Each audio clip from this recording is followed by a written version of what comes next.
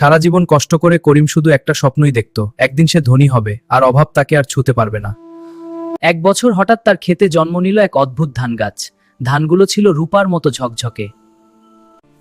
ঠিক তখনই এক বৃদ্ধ লোক এসে বলল, এই ধান সাধারণ না, এটা জাদুর ধান। বৃদ্ধ সাবধান করে বলল, দিনে শুধু একটা ধান কাটবে, লোভ করলে সব হারাবে।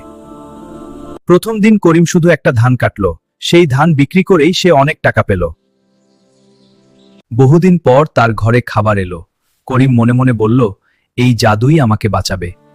কিন্তু রাত বাড়তেই করিমের মনে ঢুকে গেল লোভ। সে ভাবল, একটা কেন, 10টা কাটলে আমি আরো ধনী হব। সেই রাতে চুপি চুপি করিম খেতে গেল। তার চোখে তখন স্বপ্ন নয়, লোভ। সে একটার পর একটা ধান কাটতে লাগলো।